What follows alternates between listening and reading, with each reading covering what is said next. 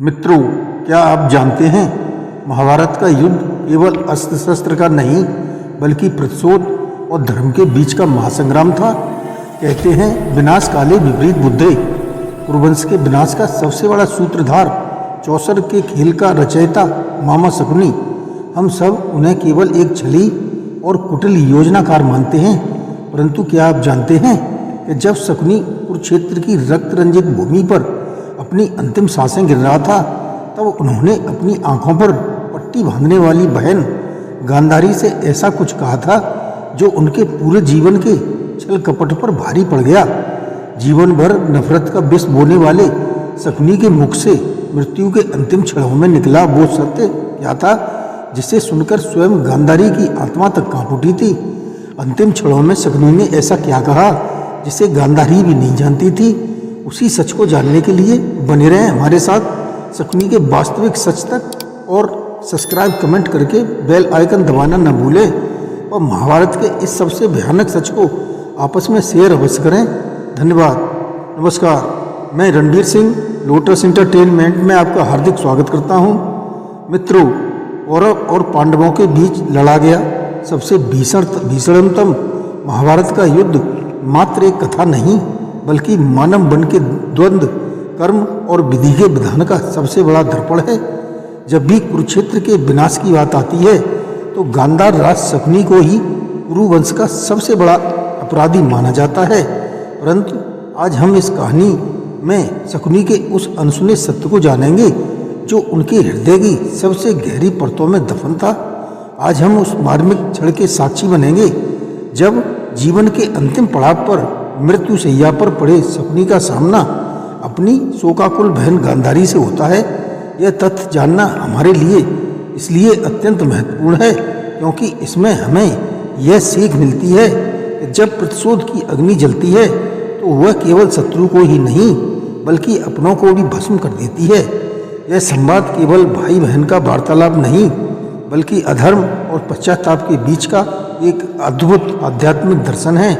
तो चलिए हमारे साथ पिछले घटनाक्रम पर, जहाँ कुरुक्षेत्र के उस अंतिम पहर में कुरुक्षेत्र की वह रक्त रंजित भूमि जहाँ 18 अक्षौणी सेनाओं का अहंकार धूल में मिल चुका था, उसी क्षण भूमि के एक कोने में कुरुवंश के विनाश के रचयिता गांधार नरेश शकुनी आज मृत्यु शैया पर छत बिछत पड़ा था। मानिंद्री पुत्र सहदेव के तीक्ष्ण प्रहारों ने उस कुटिल योद्धा के प्राण हरने की पूर्ण व्यवस्था कर दी थी। श्वास उखड़ रही थी परंतु प्राण अभी भी नेत्रों में अटके थे, मानो वो किसी अंतिम प्रतीक्षा में हो। तभी शवों के ढेरों को टटोलती अपने 100 पुत्रों के विनाश पर विलाप करती हुई माता गांधारी वहां पहुंचती है। अपनी आंखों पर बंधी पट्टी के अंधकार में भी एक बहन अपने भाई की पीड़ा को भली भांति अनुभव कर रही थी। गांधारी के कांपते स्पर्श मात्र से शकुनी के मृत प्राय शरीर में एक अंतिम कंपन हुआ। यह विधि का विधान ही था कि जिसने महाभारत रची वह आज अपने ही नियति के समक्ष अत्यंत विवश और निस्सहाय था। शोक से विक्षिप्त महारानी गांधारी ने जब शकुनी के लवलुहान मस्तक को स्पर्श किया तो उनके भीतर का हाहाकार अश्रुओं की धारा बनकर फूट पड़ा। 100 पुत्रों की मृत्यु का भार उस माता के हृदय को चीर रहा था। अत्यंत क्रोधित और कांपते स्वर में उन्होंने पूछा, भ्राता, क्या यही तुम्हारा प्रेम था? तुमने मेरे दुर्योधन को धर्म के मार्ग से भटकाकर किस अंधी खाई में धकेल दिया था? तुम्हारे छल और उस पापी चौसर के खेल ने आज संपूर्ण कुरुवंश को शमशान बना दिया है। तुमने मेरे पुत्रों का वध ही नहीं कराया अपितु इतिहास में उन्हें कलंकित भी कर दिया। तुम्हारे इस भीषण प्रतिशोध ने मेरे कौरव वंश की नृवंशी बना दिया। क्या तुम्हें अपनी ही बहन के इस सर्वनाश पर तनिक भी गिलानी नहीं होती? महारानी के उन अग्निबाणों के समान तीखे वचनों को सुनकर मृत्यु की गोद में लेटे शकुनी के अधरों पर एक मुस्कान तैर गई। कांपते हुए रक्त रंजित हाथों से उन्होंने गांधारी का स्पर्श किया। अंतिम शब्दों को बटोरते हुए शकुनी ने कहा, हे गांधार की राजकुमारी, तुम केवल अपने 100 पुत्रों के शवों पर विलाप कर रही हो, परंतु मैं तो देश को से अपने पूरे गांधार परिवार को चिता की भस्म अपने हृदय में ढो रहा हूँ। शकुनी के नेत्रों से आंसू बहने लगे। क्या तुम्हें स्मरण है वह अंधकारमय कारागार जहाँ हस्तिनापुर के अहंकार के कारण हमारे पूरे परिवार को तिल तिल कर भूखों मरने के लिए छोड़ दिया गया था, मेरा यह प्रतिशोध हस्तिनापुर के उस अधर्म से था जिसने मेरे निर्दोष पिता की बलि चढ़ा दी। उस विक्षिप्त अवस्था में भी शकुनी के शब्दों में वर्षों पुरानी प्रतिशोध की अग्नि धधक रही थी। हे बहन, शकुनी खांसते हुए बोला, मैंने तुम्हारे पुत्र दुर्योधन को कभी अपना भांजा नहीं माना। वह तो मेरे लिए केवल उस हस्तिनापुर के सिंहासन को भस्म करने वाला एक मोहरा था जिसने मेरे गांधार को कुचला था।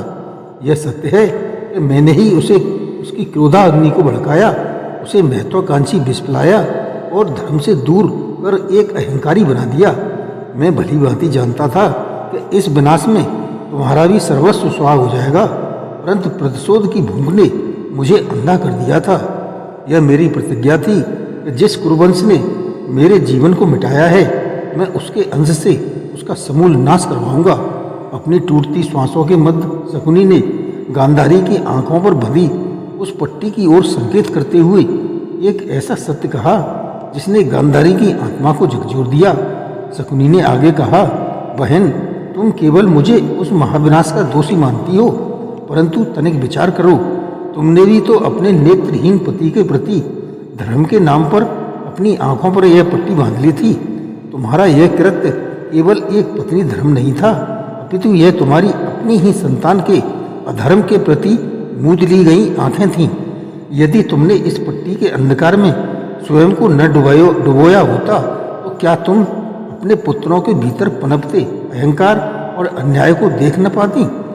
मेरा प्रतिशोध तो एक खुली ज्वाला था, परंतु तुम्हारी इस धर्म परायणता की आड़ में छिपे इस मौन ने ही उस ज्वाला को भड़कने दिया।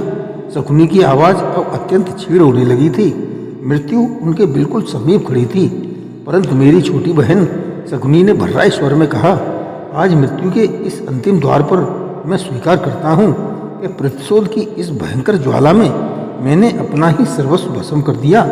मैंने धर्म और अधर्म की हर मर्यादा को लांघा, और सबसे बड़ा सत्य तो यह है गांधारी कि हम सब केवल उस सर्वव्यापी ईश्वर की कठपुतलियाँ मात्र हैं। यह विधि का विधान ही था जो हम सबसे यह महाविनाश रचवा रहा था। वासुदेव कृष्ण की इच्छा के बिना तो इस सृष्टि में एक पत्ता भी नहीं हिलता। मेरे भीतर का द्वेष और तुम्हारे पुत्रों का अहंकार सब उसी के काल के महाचक्र का अंश था। आज मैं अपने सभी कुकर्मों का भार लेकर इस धरा से विदा ले रहा हूँ। इतना कहते ही शकुनी के नेत्रों से अश्रुओं की एक अंतिम धारा बह निकली। उनके कपटी हाथ, जिन्होंने जीवन भर केवल विनाश के पासे फेंके थे, आज अपनी बहन के समक्ष क्षमा याचना में कांप रहे थे। मुझे क्षमा कर देना गांधारी, मेरे इस प्रतिशोध ने तुम्हारे संसार को उजाड़ दिया। अब मैं उस परम पिता के न्यायालय में अपने कर्मों का फल भुगतने जा रहा हूँ। और एक लंबी आह के साथ गांधार निरेश शकुनी के प्राण पखेरु उड़ गए। कुरुक्षेत्र की उस भयानक शांति में अब केवल एक बहन का हृदय विदारक विलाप गूंज रहा था। गांधारी ने शकुनी के निर्जीव मस्तक को सीने से लगा लिया। आज उस रणभूमि में केवल रक्त नहीं बल्कि अहंकार और प्रतिशोध की वह महाज्वाला अंततः शांत हो गई थी जिसने संपूर्ण आर्यावर्त को भस्म कर दिया था। उस समय उस कुरुक्षेत्र की उस रक्त रंजित भूमि पर शांत हुई वह प्रतिशोध की ज्वाला आज हमें एक बहुत बड़ा सत्य सिखाती है। जब हम अपने भीतर क्रोध, ईर्ष्या और बदले की भावना को पालते हैं तो शकुनी के विष की भांति केवल दूसरों को नहीं बल्कि हमारे अपने वजूद को भी खोखला कर देती है। साथ ही गांधारी का चरित्र हमें यह सिखाता है कि अपनों के अधर्म के प्रति आंखें मूंद लेना भी एक बहुत बड़ा पाप है। अब हम यह सोच रहे हैं कि महाभारत युद्ध का असली दोषी शकुनी था या परिस्थितियाँ अथवा अपनों का मौन। अपने विचार हमें कमेंट के माध्यम से अवश्य बताएं।